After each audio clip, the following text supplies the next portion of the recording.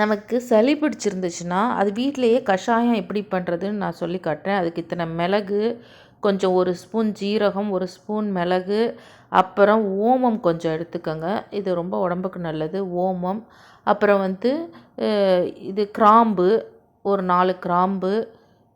இதை வீட்டில் இருக்கிற எல்லாருக்கும் சேர்த்து தான் சொல்கிறேன். கொஞ்சம் தனியா, அப்புறம் பனங்கல்கண்டு கொஞ்சம் ஸ்வீட்டுக்கு. பனங்கல்கண்டு வேண்டான்னா கூட விட்டுக்கலாம், இல்லை என்னால் சாப்பிட முடியாது அப்படின்னா போட்டுக்கலாம். அப்புறம் சுக்கு பொடி, சுக்காக இருந்தாலும் தட்டி போட்டுக்கலாம், இல்லை சுக்கு பொடியாகவும் போட்டுக்கலாம். அப்புறம் மஞ்சள், பாருங்கள் சுக்கு பொடி வச்சுருக்கேன். நான் சுக்கு பொடியாக வச்சுருக்கனால சுக்கு பொடியாக போடுறேன், போட்டுக்கலாம். அப்புறம் மஞ்சள் விரலி மஞ்சளை தட்டி போடுங்க. மஞ்சள் பொடி இல்லைன்னா மஞ்சள் பொடியை போட்டுக்கலாம். அப்புறம் அடுப்பில் தண்ணியை வச்சு கொதிக்க விடுங்க. கொதிக்க விட்டு அதில் வெத்தலை, மெயினாக வெத்தலை போடணும். வெத்தலை வாங்கிட்டு வெத்தலையை போடுங்க. வெத்தலை ரொம்ப சளியை கரைக்கும், அதனால் அது ரொம்ப நல்லது உடம்புக்கு. வெத்தலை கொஞ்சம் இந்த சாமான்களெல்லாம் கொஞ்சம் முன்ன பின்ன இருந்தாலும் ஒன்றும் பிரச்சனை இல்லை, கெடுதல் பண்ணாது. வீட்டிலையே எடுத்த உடனே மாத்திரை மருந்துன்னு சாப்பிடாம இதை பாருங்கள் விரலி மஞ்சள் இதை தட்டி போட்டுருவேன். போட்டிங்கன்னா இல்லை போட்டு நல்லா கொதித்த உடனே இந்த பாருங்கள் சுக்கு பொடி, மிளகு, ஜீரகம், தனியா, அப்புறம்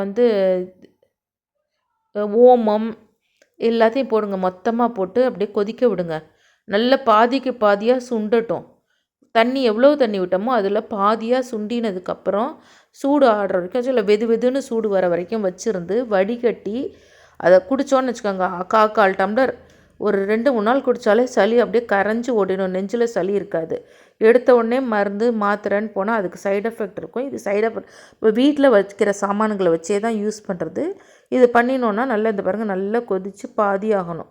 பாதி ஆனதுக்கப்புறம் நல்ல டேஸ்ட்டாகவும் இருக்கும். அது பனங்கல்கண்டும் போட்டிருக்கறனால கொஞ்சம் ஸ்வீட்டாகவும் இருக்கும். நல்ல ரொம்ப காரங்கிரம்லாம் இருக்காது. வெத்தலைக்கெல்லாம் அவ்வளோ நல்லது. அதனால் இது போட்டு கஷாயம் போட்டு நீங்கள் ஃபில்டர் பண்ணிவிட்டு ஆளுக்கு கொஞ்சம் 1/4 டம்ளர் குடிச்சு பாருங்கள். சளி நிஜமாகவே 2-3 நாளில் அப்படியே நல்லா கரைஞ்சிரும். அவ்வளோ உடம்புக்கும் ரொம்ப நல்லது, வயிற்றுக்கு நல்லது. இந்த ஓமம் ஜீரகம்லாம் இருக்கிறனால வயிறு பிரச்சனையும் தீரும், சளி பிரச்சனையும் தீரும். பனங்கல்கண்டு குளிர்ச்சி, அது குளிர்ச்சி, ஆனால் சளி பிடிக்காது, நல்லது உடம்புக்கு நல்லது.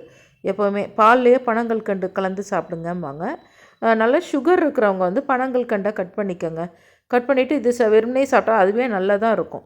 இதை மாதிரி ஒரு 1/4 டம்ளர் எடுத்து கொஞ்சம் வெது வெதுன்னு கொஞ்சம் சூடாக இருக்கும்போதே குடிச்சிங்கனாக்கா சளியெல்லாம் கரைஞ்சி போயிடும். நீங்களும் இந்த மாதிரி பண்ணி பாருங்கள். பண்ணி பார்த்திங்கன்னா உங்களுக்கு இது பிடிக்கும்னு நினைக்கிறேன். இந்த வீடியோ பிடிச்சிருந்தா லைக் பண்ணி ஷேர் பண்ணுங்கள்.